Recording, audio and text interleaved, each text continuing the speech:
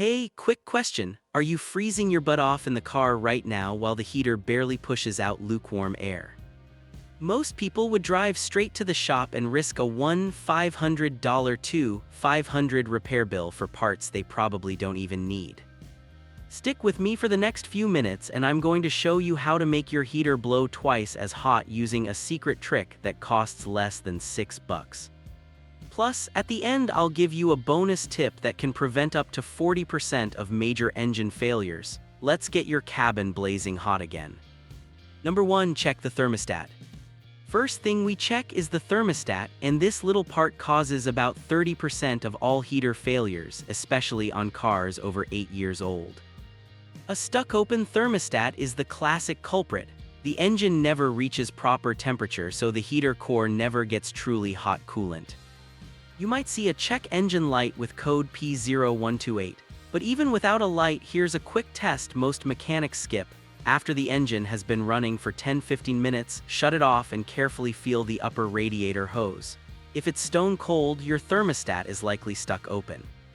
Replacing it is usually cheap and straightforward, often under $50 for the part on most cars. Number 2. Check the coolant level. Next, and this one surprises a lot of drivers, check your coolant level. Coolant isn't just for cooling the engine, it's what actually carries heat into your cabin. Only about 19% of people check it regularly. Big mistake. With a cold engine, open the reservoir and look at the level. Then check the radiator itself if you can. Low coolant means air pockets get into the heater core, the highest point in the system. Air doesn't transfer heat, no heat to the cabin. Too much coolant creates excess pressure and can cause other headaches. Always stay between the min and max marks. Number 3. Ensure the car is running at optimal temperature.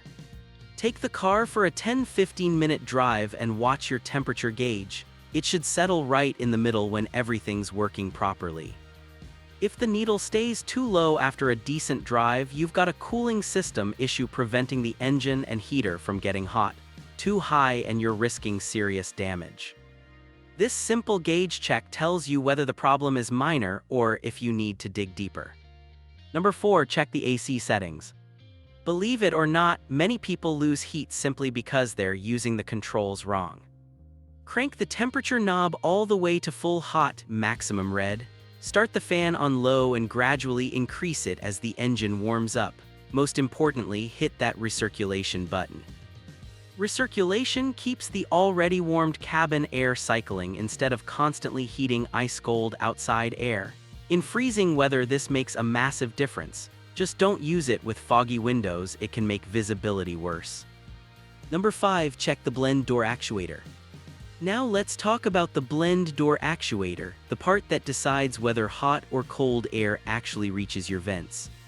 When it fails, you get weird symptoms. Heat when you want cold, cold when you want heat, or the temperature randomly changing by itself. Quick test: engine running, turn the temp knob from full cold to full hot and listen carefully near the dash. You should hear a smooth whirring or clicking as the door moves. No sound or grinding usually means the actuator is dead. These are fairly cheap to replace on most vehicles and can save you from thinking the whole heater core is toast. Number 6. Test the blower motor resistor. The blower motor resistor controls your fan speeds. When it starts failing, you might lose certain speeds or get no blower at all. Easy test: turn the fan from lowest to highest setting. It should increase smoothly. If it stays the same, jumps erratically, or only works on high, the resistor or blower motor is probably failing. Check the fuse first, super cheap fix. If the fuse is good, these parts are usually DIY friendly and far cheaper than a shop visit. Number 7. Inspect the heater core. If everything else checks out, we're probably looking at a clogged heater core. Years of old coolant, rust, and debris build up in those tiny passages.